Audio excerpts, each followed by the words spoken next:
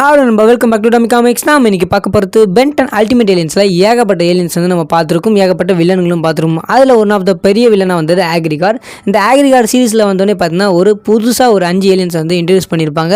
அந்த 5 ஏலியன்ஸுமே ரொம்ப இன்ட்ரெஸ்டிங்காக அப்பப்போ இந்த சீரீஸில் வந்து யூஸ் ஆகப்பட்டிருக்கு. சரி, இந்த புதுசாக வந்துக்க இந்த 5 ஏலியன்ஸை பற்றி நம்ம இந்த வீடியோவில் வந்து பார்க்க போகிறோம். சரி, வாங்க வீடியோக்குள்ளே போகலாம்.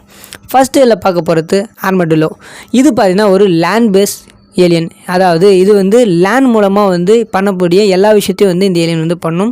இந்த ஏலியன் பார்த்திங்கன்னா ஆர்மடில்லோ அப்படின்ற பேருக்கு ஏற்ற மாதிரி இது ஆர்ம்ஸ் ரெண்டுமே வந்து ட்ரில் பண்ணக்கூடியது. ரொம்ப பவர்ஃபுல்லான ஏலியனாகவும் இருக்கும். இதை பார்க்கும் போதே வந்து ஒரு மெக்கானிக்கல் ஒரு சைபாக் மாதிரி இருக்கும். பார்க்க எலியோட பாதி ஸ்ட்ரக்சர்லையும் இருக்கும். இது சண்டை போடுறது பார்த்தீங்கன்னா ரொம்ப பல்காகவும் ரொம்ப பவர்ஃபுல்லாகவும் இருக்கும். இது 4 ஆர்ம்ஸில் ரொம்ப ஸ்ட்ராங்கான ஏலியன் அப்படின்னு சொல்லிட்டு மென்ஷன் பண்ணப்பட்டிருக்கு. அது மட்டும் இல்லாமல் இந்த ஏலியன் மெக்கானிக்கல் ட்ரில்ஸர் வச்சுருக்கனால வந்து ரொம்ப ஈஸியாக வந்து பெரிய பெரிய பாறைகளையும் அசால்ட்டாக உடச்சி தள்ளியிருக்கும். இந்த ஏலியன் பார்த்தீங்கன்னா நம்ம பென்டன் வந்து அதிகமாக பவர்ஃபுல்லான அட்டாக்ஸ்க்கு வந்து யூஸ் பண்ணியிருப்பார். இந்த ஏலியனோட வீக்னஸ் என்ன பார்த்தீங்கன்னா, இந்த ஏலியனுக்கு எலக்ட்ரிசிட்டி பெரிய வீக்னஸ் அப்படின்னு சொல்ல போகிறாங்க. அது மட்டும் இல்லாமல் அந்த ஜாக் ஆர்மர் அந்த 2 ஆர்ம்ஸும் வந்து உடஞ்சிச்சினாலும் அது பெரிய ஆபத்தாயிடும் அப்படின்னு சொல்லிட்டு இந்த ஆர்மடில்லோவுக்கு ஒரு மிகப்பெரிய வீக்னஸாக சொல்லப்படுது பென்டன் சீரீஸில்.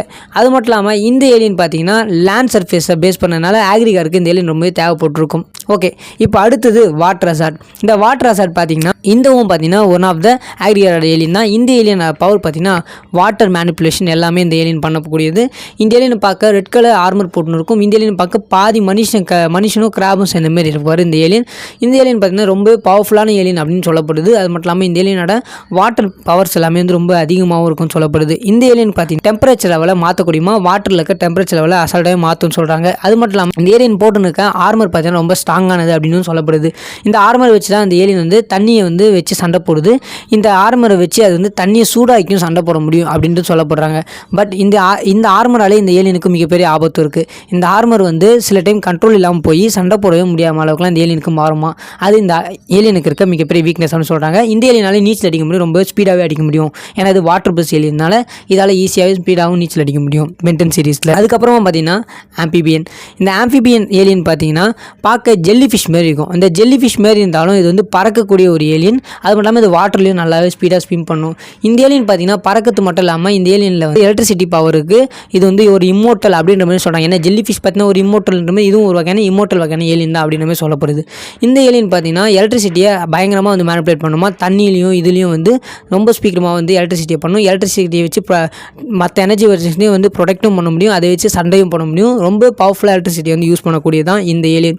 இந்த ஏலியன் கூட சண்டை போடுறது ரொம்பவே கஷ்டம் அப்படின்னு சொல்லப்படுது. ஏன்னா இது வந்து நம்ம பிக்சில் பார்த்தீங்கன்னா வந்து இந்த இன்விசிபிளாக மாறார் பார்த்தீங்கன்னா அந்த டைமில் கூட வந்து நம்ம இந்த ஏலியனால் வந்து பிடிக்க முடியும் அப்படின்னு சொல்லப்படுது. அந்தளவுக்கு ரொம்ப ஓபியான ஒரு ஏலியன் தான் பார்த்தீங்கன்னா இந்த ஆம்பிபியன். இந்த ஏலியன் பார்க்க என்னதான் ஜெல்லி ஃபிஷ் மாதிரி இருந்தாலும் இதோட பவர்ஸ் எல்லாமே ரொம்ப அதிகமாக இருக்கணும், ரொம்ப யூஜாக பெரிய அளவுக்கு வந்து இது இருக்குமா. அது மட்டும் இல்லாமல் இது தாக்குனா வந்து மனுஷங்கள்லாம் வந்து ரொம்ப தாங்கத்தே ரொம்ப கஷ்டம் அப்படின்ட்டு சொல்லப்படுது. இந்த ஏலியனுக்கு இருக்க வீக்னஸ் என்னன்னு சொல்கிறாங்க பார்த்தீங்கன்னா இது வந்து மேஜிக் பவருக்கு வந்து இம்யூனாக இருக்காதான். மேஜிக் பவர்ஸ்லாம் அசால்ட்டாக வந்து இதை வச்சு டிஃபீட் பண்ணிடலாம் அப்படின்னு சொல்லப்படுது. அதனால இந்த ஏலியனுக்கு வந்து மேஜிக் பவர்ஸ் வந்து ரொம்பவே கஷ்டம் அப்படின்னு சொல்கிறாங்க. அதுக்கு அடுத்தது பார்த்தீங்கன்னா டெராஸ்பின் பார்த்தீங்கன்னா வின் டைப் ஏலியன். இது பார்த்தீங்கன்னா வந்து காற்று மூலமாக வந்து சண்டை போடக்கூடிய ஒரு ஏலியன் அப்படின்னு சொல்கிறாங்க. இந்த ஏலியனை பார்க்கவே வந்து ஆமை மாரி இருக்கும். ஆமை மாரி இருக்கிறதுனால வந்து இது டேர்ட்டில் டைப்பில் இருக்க மாதிரி தான் இருக்கும். டேர்ட்டில் ஒரு மனுஷனாக இருந்தால் எப்படி இருக்கும் அந்த மாரி இருக்கும். டேர்ட்டில் டைப் ஹியூமன் மாரி இருக்கும். இது பார்த்தீங்கன்னா வந்து காற்றுங்களை மேனிப்புலேட் பண்ணி சண்டை போடக்கூடிய ஒரு ஏலியன் தான் சொல்கிறாங்க. இது வந்து அந்த காற்றை வந்து வேக்யூம் பண்ண முடியும், காற்றை வந்து புஷ் பண்ண முடியும், காற்றை மேனிப்புலேட் பண்ண முடியும், பறக்க முடியும், பறந்துங்கனே வந்து இந்த ஸ்பின் பண்ணின்னு வெட்டக்கூடிய அளவுக்கு இந்த கைகளும் இதுவும் ரொம்ப ஸ்ட்ராங்காக இருக்கும் அப்படின்னு சொல்கிறாங்க. அது மட்டும் இல்லாமல் இந்த ஓட வச்சே வந்து நல்ல பெரிய ப்ரொடக்ஷன்ஸ் வந்து பண்ணிக்க முடியும் அப்படின்ட்டு இந்த ஏலியனை பற்றி சொல்லப்படுது. பட் இந்த ஏலியனுக்கு இருக்க மிகப்பெரிய வீக்னஸ் என்ன பார்த்தீங்கன்னா இதால் கைகள் காலும் இல்லைனா வந்து இதால் ஸ்பின் பண்ண முடியாது, பறக்க முடியாது, எதுவுமே பண்ண முடியாது.